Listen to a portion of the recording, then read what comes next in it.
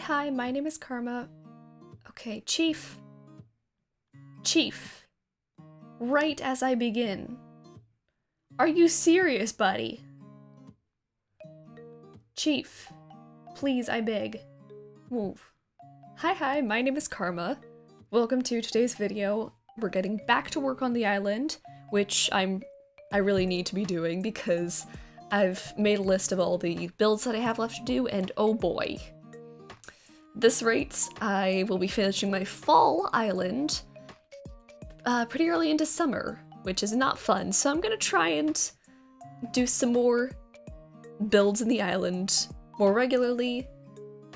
So we're gonna be doing Lopez's yard next. I'm gonna be making a Vineyard and Winery. I'm not honestly sure why I decided to do this for him, but it just came to me one day, and then the next thing you know, I was doing research on types of grapes. So this build is actually meant to be Cabernet Sauvignon, which I believe is a pretty common type of wine. I wouldn't know though, I don't drink wine. But the point is they're pretty late ripening, so I figured that would work well. So I've got some reference images, and I'm just gonna go for it and hope that it looks good. Chief! After beating Chief over the head with the net, I started laying out the dirt paths to go in between the rows of grapes. This way, I figured it would look pretty industrial rather than very natural, like city farms tend to be.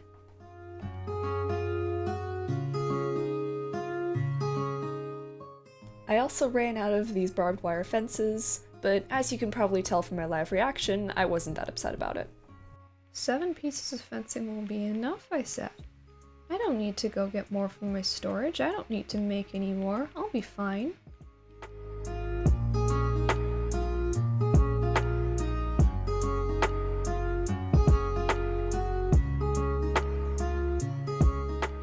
Then I started laying out the quote-unquote grapes. Since New Horizons doesn't have grape plants for some reason, I had to make do with this combination of hedges and these umbrellas.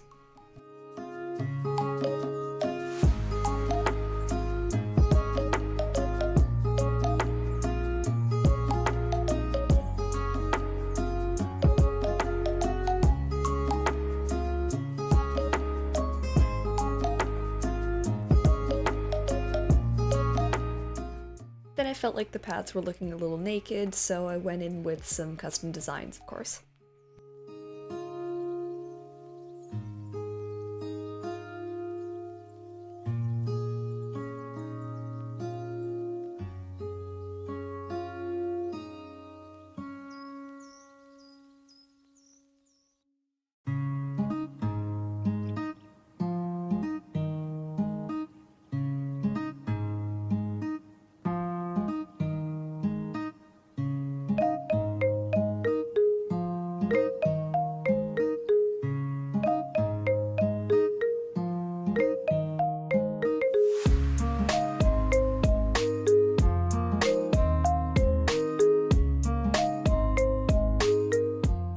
Now for the actual winery aspect of it, I combined these barrels with some decorative bottles to make it look like wine was being processed and bottled.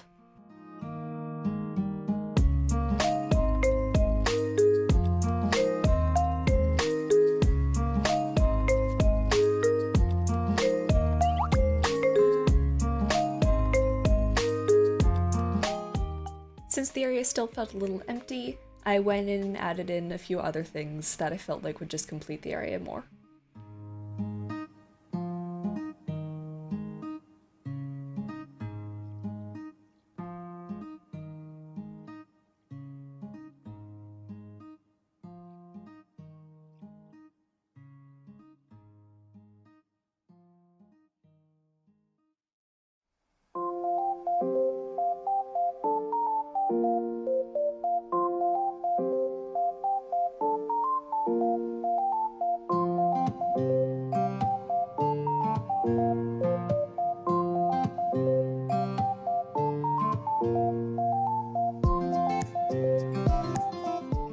Then I went in and decorated this whole strip of cliff, going past Rudy's house as well, since I hadn't had the strip of cliff there when I decorated his.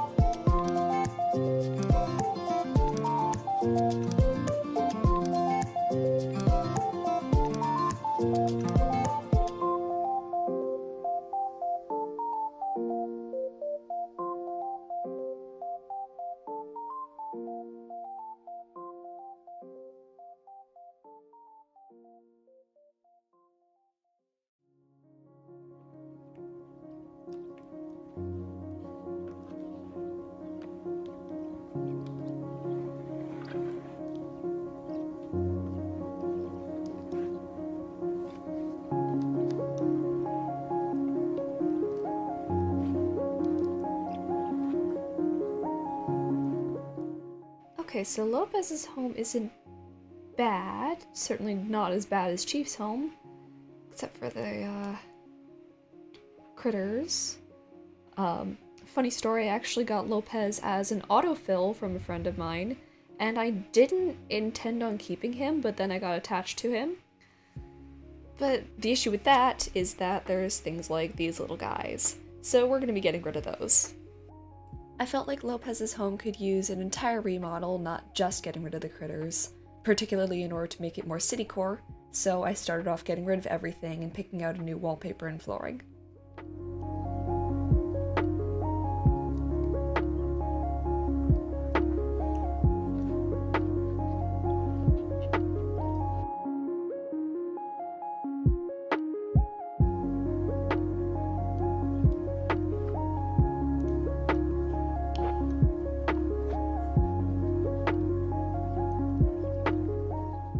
The main thing I struggled with in this home was the layout, because I definitely knew I wanted to have the counter with the barrels and the bottles behind it, but I also wanted to have those aspects of an actual apartment that someone might be living in, and I wasn't sure how to combine the two.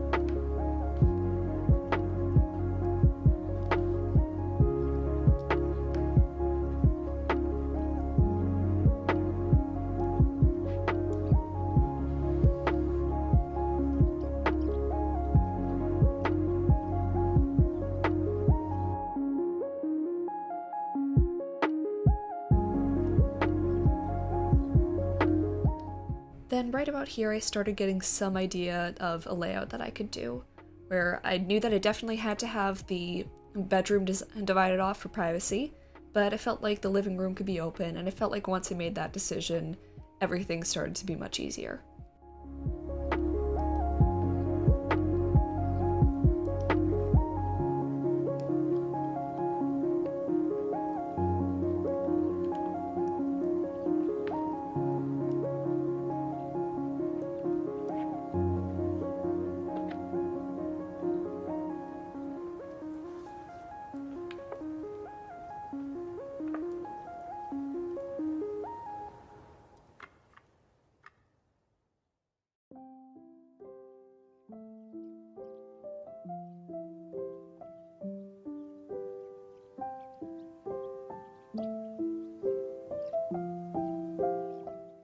So that's gonna be all for today's video. I hope you liked it. I know I did. It was kind of nice to be able to do something like this, which is kind of in the middle of natural and city stone sort of thing.